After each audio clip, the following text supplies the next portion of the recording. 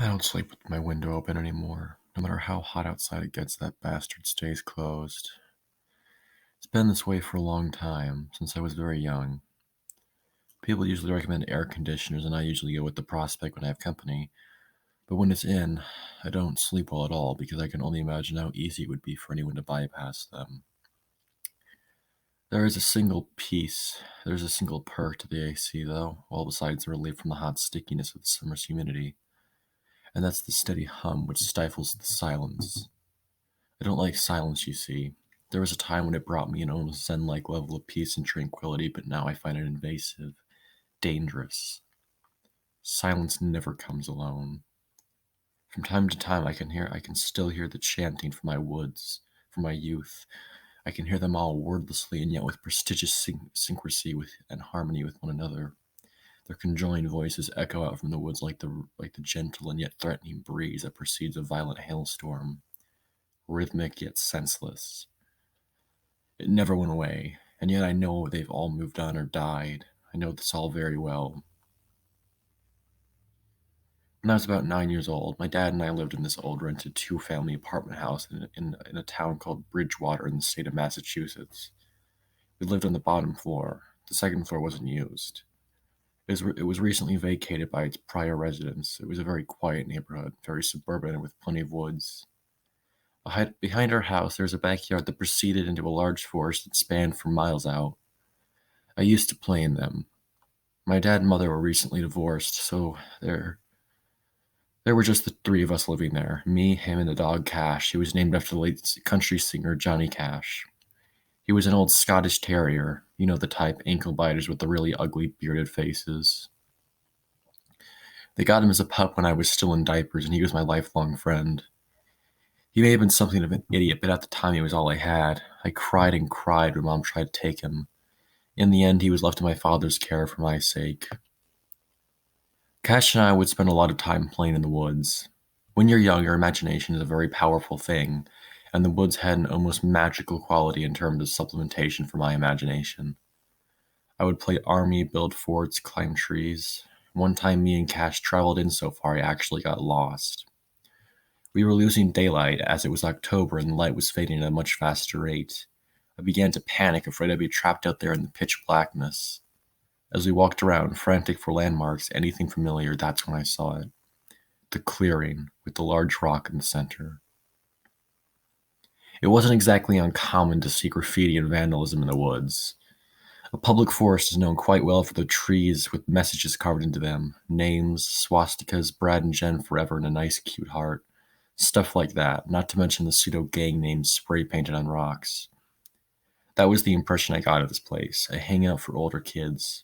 But something wasn't right. Me being only 9, my mind wasn't exactly capable of comprehending the connotations of symbols and other things. And yet there was something really off about these images. I've never seen anything like them before. The surrounding trees had crudely shaped images of what appeared to be a goat-man hybrid, like a stick figure with an unnecessarily detailed goat's head imposed over where you expect to see a basic stick figure face. These images were drawn over and over and over again all over the trees that surrounded the clearing, almost obsessively so, and not just at the basic human height level, but all up the trees, as if whoever carved them had to use a ladder. The rock itself had red markings all over it, letters that I have never seen before. Underneath, though, was written in black spray painted a message I actually could read. It said, "Behold the wisdom of the horned." And below that there were 5 painted lines. They were all the same height except for the 2 outer lines, which were twice the height and spiraled outwards at the top. What really scared me about the place were the dolls. They were hanging from the branches around the clearing, and they appeared to have been woven out of sticks, and poorly so. Taking a closer look, I realized what was so scary about them. While the stick dolls were clearly constructed with the grace of shitty arts and crafts students, the heads of them were dry and clean skulls of animals. I didn't know what of, but they were bleached white, dry and clean, and their hollow sockets. I can't explain it effectively without sounding insane, but there was something sentient about them, watchful and pleading. I could feel their eyes on me, though they had none to watch with. I felt fear, not my own fear, mind you, but something, an aura of emotion that made absolutely no sense. Have you ever been in an underage drinking party that got crashed by the police? It's that kind of fear, the fear that comes synonymously with trouble. I can't explain why I did it, but I reached up and touched one. Maybe it was a child's general inquisitive nature that compelled me. Maybe it was fascination or an intense desire to quell my fear and convince myself that they were just dolls and not the watchful spirits I would eventually come to believe they were. When I touched it, the skull fell off. The doll unwound itself, only a piece of it remained attached to the rawhide rope that it was suspended from. The skull cracked when it hit the ground. When it happened, there was a certainty that quelled within me. As naive as a 9-year-old could be, there was also a certainty that remained to me with this day. I don't belong here. Cash immediately started barking when the doll fell, and it startled me so effectively that I let out a scream. I looked up. The sky was glowing red with darkness not too far behind. The sun was going down, and I had to get out of here. Cash was staring at me, black eyes wide open and tail wagging violently. He was barking at me insistently. He began to growl at something, maybe air, maybe ghosts. When I approached him, he turned and ran. Cash was my only companion in this unnatural place, and I would have been damned if I was going to let him betray me to solitude here, so I gave chase. I ran for my life. The last thing I saw before I chased Cash was something that really messed with me. All the other dolls that were hanging when I first arrived, they were dangling, some even spinning lazily in the breeze. And yet as I ran after Cash, I saw every single doll on the site were completely stationary, staring and facing me directly. I was dismissive of this detail as I was more afraid of being alone.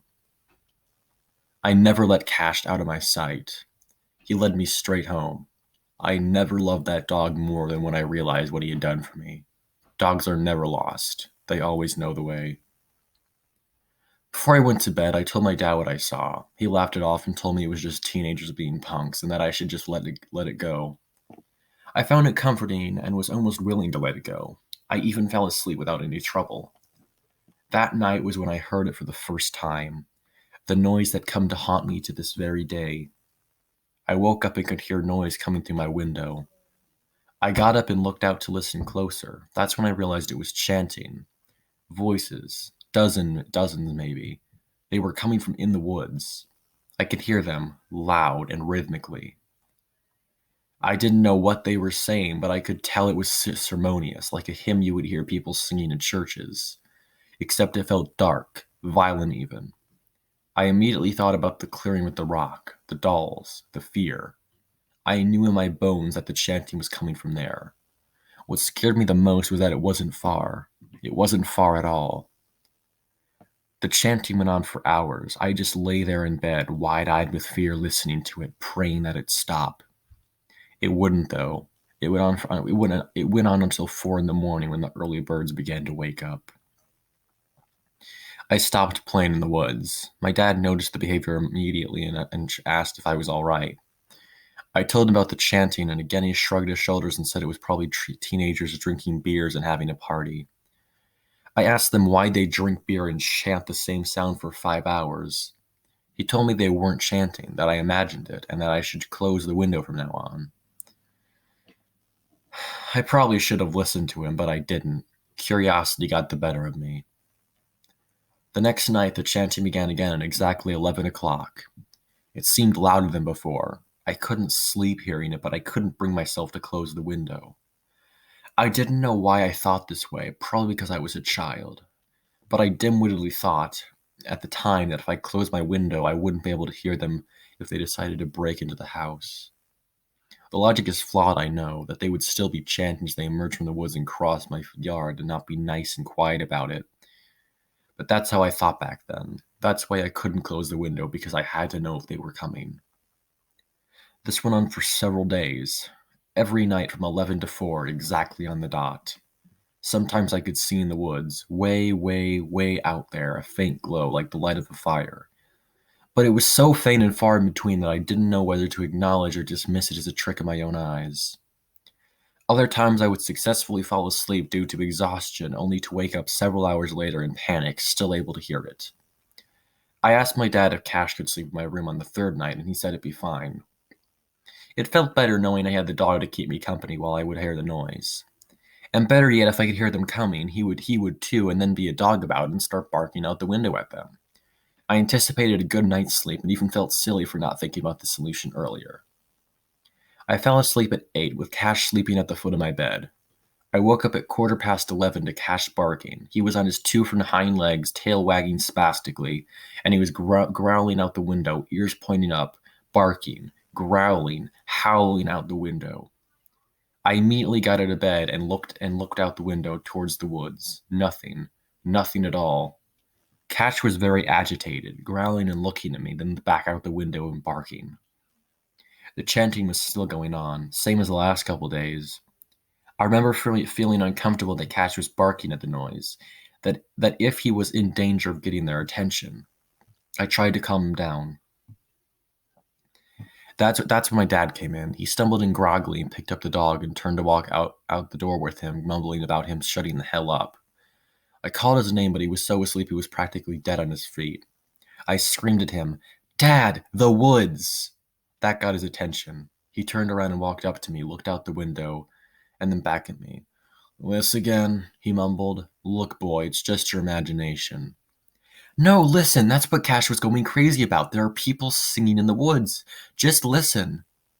He looked carefully out the window. Cash was growling in his arms as his head turned out the window. I listened too, but there was nothing. No sound. Total silence. I couldn't believe it. Could this have been a coincidence? My dad told me to go to sleep and left the room, mumbling insults at Cash.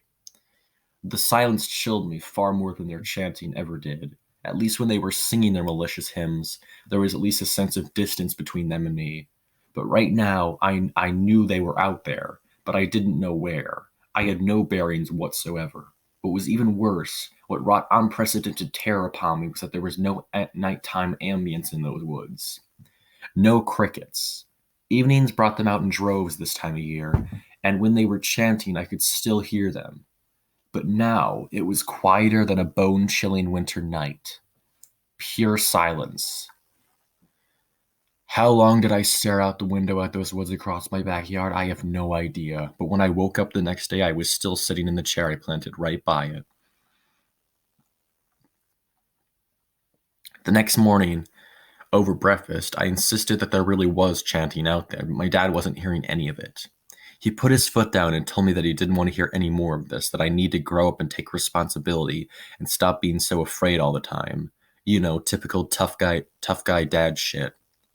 I didn't even bother to bring up the lack of crickets, knowing full well that he had made up an explanation for that as well. So I kept quiet and ate my breakfast. Later that day, I was waiting for my mom to pick me up at the end of my dad's driveway to bring me to my grandma's house where she was currently living. It was Friday and my mom had me on the weekends. As I was waiting, a large black pickup truck had passed by the house very slowly. It came to a stop right in front of me. There were two men in the truck, older, about my dad's age. At first I thought maybe they were friends of his, but this thought didn't last. The driver rolled down his windows and looked at me. He was bald and wearing abnormally slim sunglasses. He was smoking a thin cigarillo. I remember the strong smell of it. He looked at me as if he were sizing me up, investigating for a moment until he finally smiled at me, reached over and hit his friend on the shoulder, and pointed me out to him. He too was bald and wearing the same sunglasses. They said something to each other, and then the driver looked back at me with a terrible smile and drove away, waving slowly at me as he did so. They passed me by 3 more times before my mom finally picked me up. I didn't give those two any thought, but just took comfort in the thought that I'd be sleeping somewhere else for the next couple of nights. The weekend went by without a hitch, and sleeping over at Grandma's house was such a relief. When I told her and Mom about the voices in the woods, they looked at each other and told me to tell Dad about it. Frustrated, I told him but it was pointless. She too used the whole "it's your imagination" crap, same as Dad. Not once during the whole experience did the memory leave my mind of the two men in the truck or the distant chanting. Soon enough, I would have to return. Sunday night came along and I was dropped off back at my dad's house, where I would spend the whole day dreading the inevitable nightfall, dreading the answer of whether or not I would hear the chanting in the woods, hear those strange people sing their dark songs in unison. I begged my dad to let me keep Cash in the room with me tonight, but he said no, leaving me to face what happened next alone. So come bedtime, I was sitting on my chair by the window, staring at the darkness until the hour came. I stayed up until 11 expecting to hear it, but what I got was silence. No singing, no crickets either, just pure silence. I couldn't tell if I was relieved or terrified. Maybe they all moved on.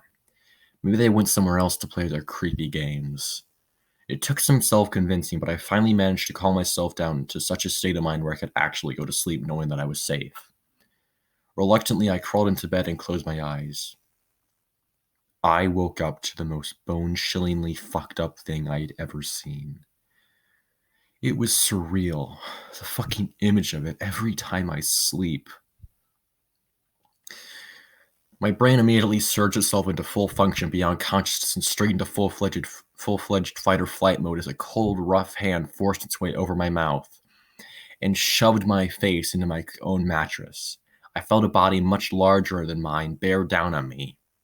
I felt the jagged kneecap ram itself directly into my stomach as I was then pulled out of my bed and wrestled into a standing position. The cold hand still holding my mouth shut, another hand wedging my left hand directly behind my back and pulling upwards until the pain became so unbearable I thought my arm was going to come off. Shh, a voice whispered into my ear. His breath was ice cold. Yes, said another voice across the room. My eyes were well adjusted to the darkness as it was, and I could see through the moonlight shining into my now open window a man wearing a horrible, horrible mask. At first I thought he had the head of a goat, but I knew better. The goat stared with lifeless marvels where its eyes should have been. His head was a mask made out of a severed head of a goat or a ram, not properly stuffed and half rotten. Its horns curled into spirals jutting out of its head, and random patches of the fur were missing, simply to show raw, blistering skin. I tried to scream, but the hand over my mouth tightened its grip. My arm behind my back pulled to near breaking point. Scream and we kill you, the voice whispered to my ear. My eyes couldn't, no, they wouldn't break away from that horrible person wearing the severed goat's head as a mask.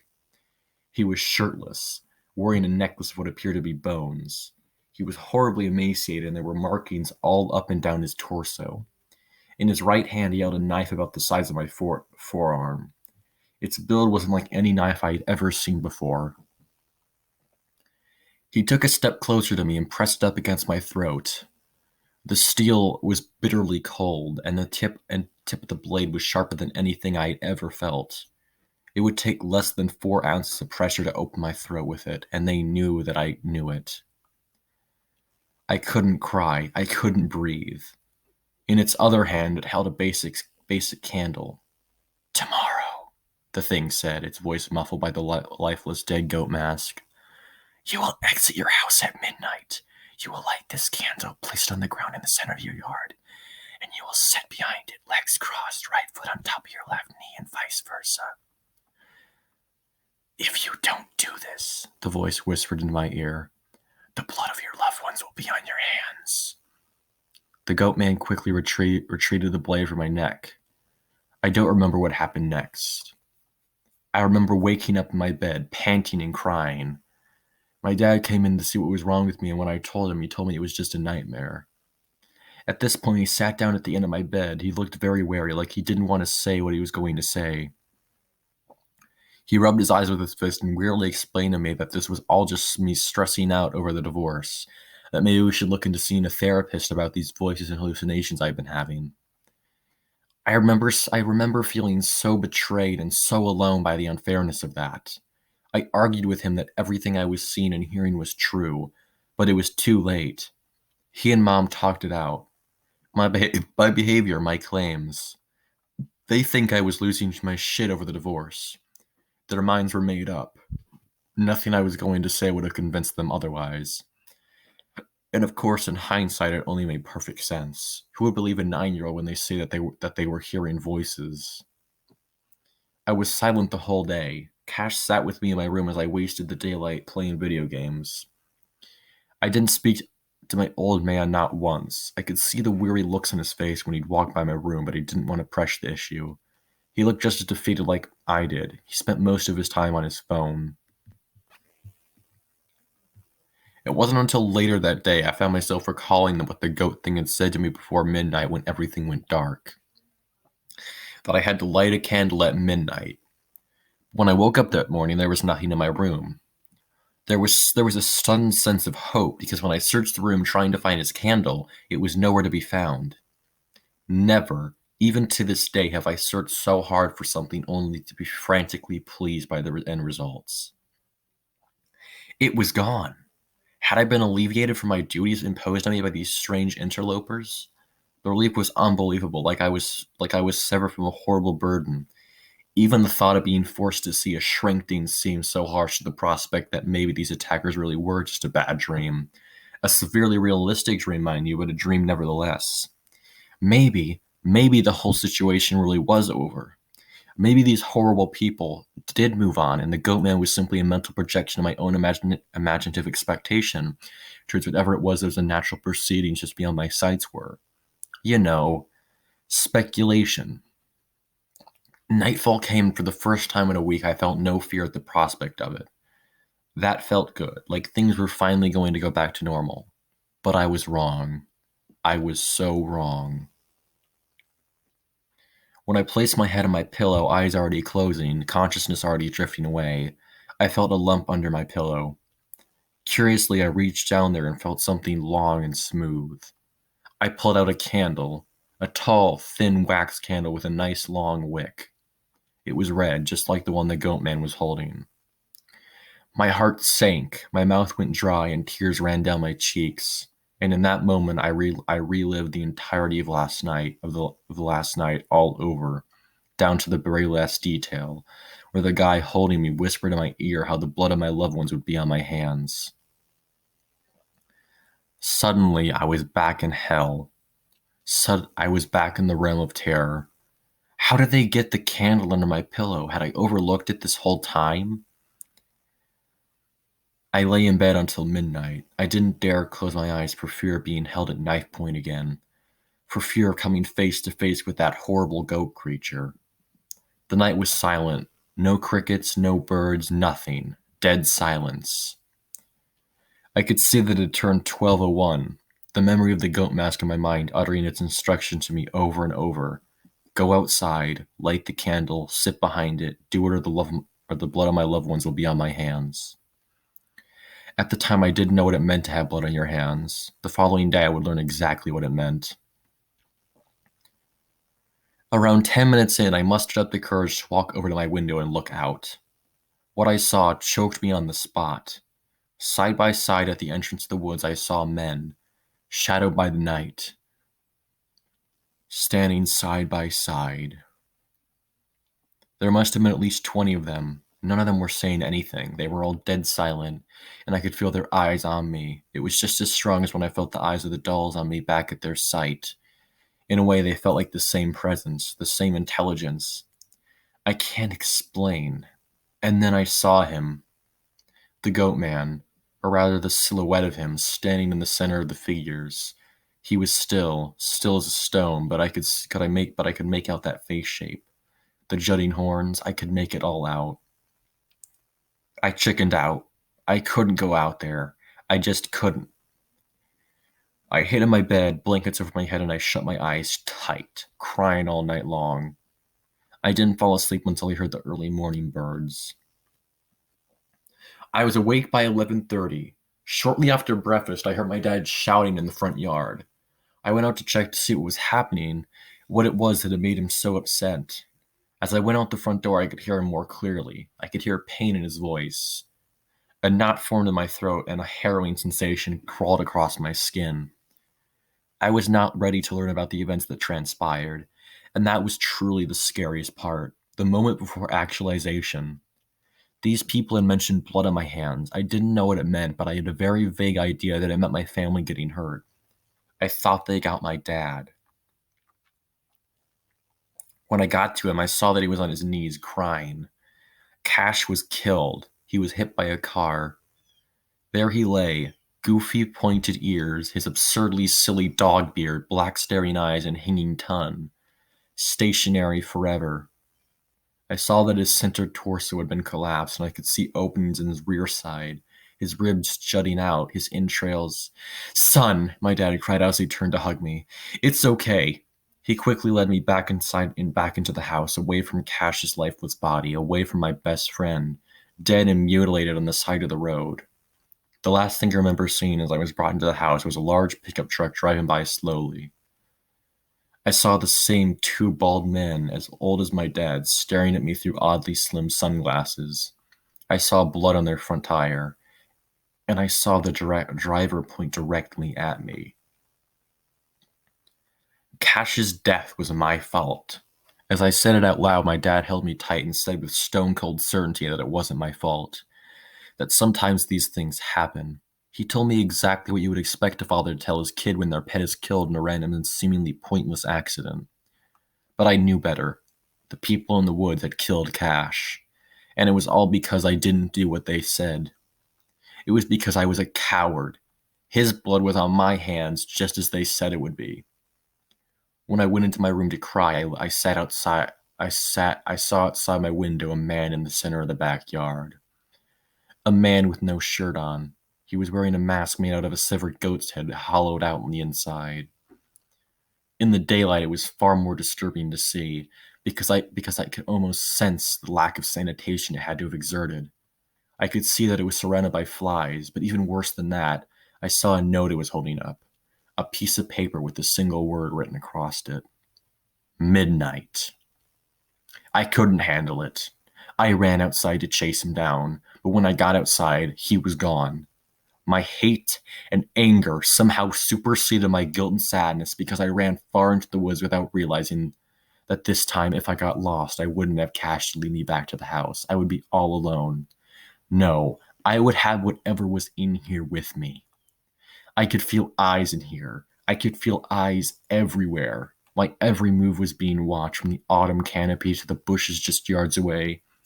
I knew I was surrounded here, and as my senses came more clear from the adrenaline-fueled rage I was experiencing, I realized that it was getting stronger by the minute.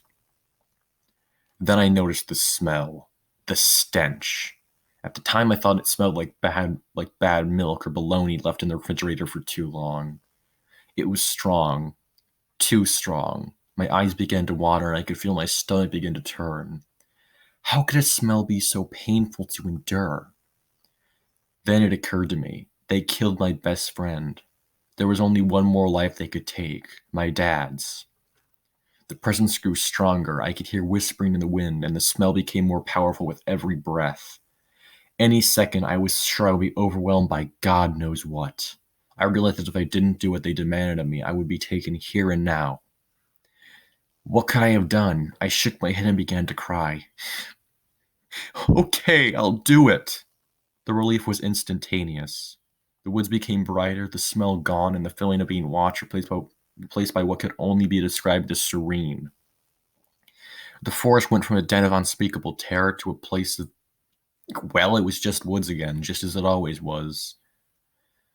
I came back home and helped my dad dig Cash's grave. We said our goodbyes and buried him.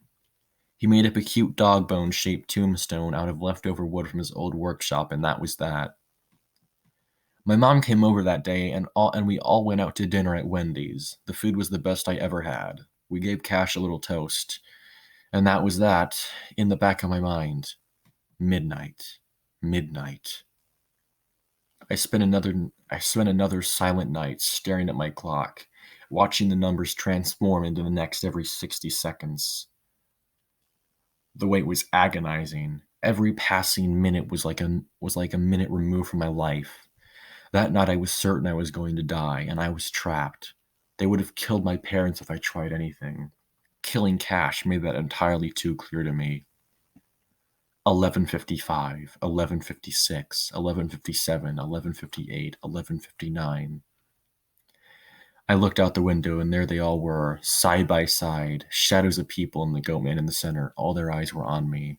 I looked at the clock. Midnight. I looked back out the window. They were all gone. They knew. They knew I was going to come out tonight. They had killed my dog and then threatening to kill me on the spot after I followed them out into the woods. They knew I was broken. My spirit shattered, and that I was more afraid of what would happen if I didn't come out over what happened if I did. I grabbed the candle and walked into my backyard. The darkness was thick, thicker than usual, and the smell, soured milk, spoiled lunch meat, blood, rot, decay, shit, puke, bile, death. My skin began to crawl and a shiver overtook me. Breathing became difficult. I could scarcely make out the forest before me. It wasn't just an entry or boundary. It was a living, breathing thing, and it was anticipating my every movement. As I took a step into my yard, a jolt of terror ran through me as I passed through the motion sensors and activated the backyard life.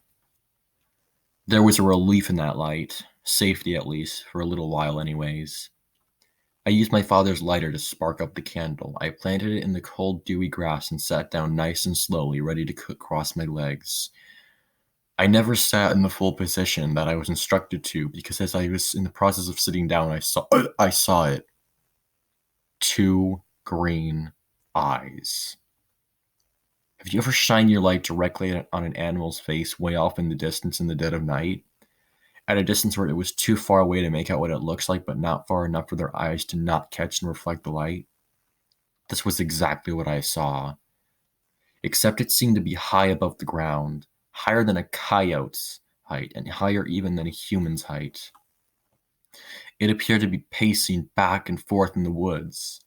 I could hear the leaves shuddering with every step it was taking, constantly coming in and out of existence due to the unseen trees eclipsing those glowing shards of light, those glaring eyes. They must have been reflecting off of the backyard light. I could hear it breathing. It sounded painful to me. The air came out in short, sporadic breaths when it did. I felt the huffs of frozen air rank with that rotten stench go right through me. I don't remember how long it paced like that, never leaving the outskirts of the woods, never breaking eye contact with me. Every now and then it would stop, lower closer to the ground until its eyes were level with me. It would remain in that position like a cat low to the ground preparing to pounce its prey. It would only stay in this position for 10 seconds at a time before it would rise back up and pace once more. After it did this several times, I realized something was stopping it. The light. I was dumbstruck, frozen in place.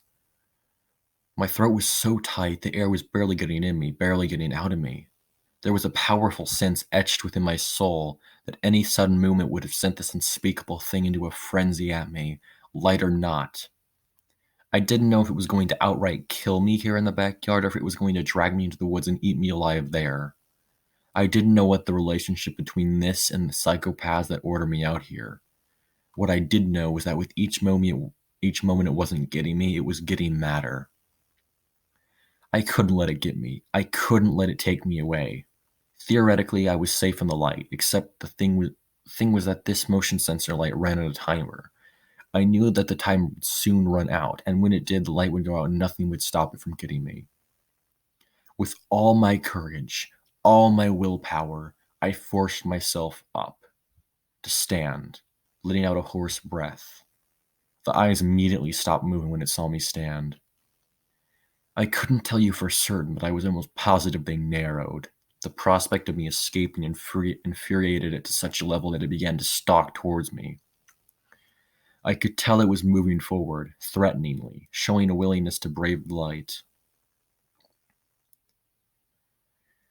I took a step back, and when I did, it took a swift step forward. I could almost see its shape. Tall, thin, bony, too dark to distinguish any specific features except, well, it had horns. Large, curled, spiral-like horns. Or at least it looked like it did. I don't remember running back to the house. I don't remember making it inside. I don't remember anything after the point where the light shut off. It was sudden, as if death caught me. The timer was up, the light shut down and enveloped me in darkness, and I recall hearing it scream. It sounded like a child denied its toy, or was that me? When the light died, I fucking ran. It was hours later when I came to my senses. My dad was holding me. My mom was there too. I was crying. Later they would tell me that I was screaming, "Don't let it get me!" over and over again. "Don't let it get me!" I don't remember myself.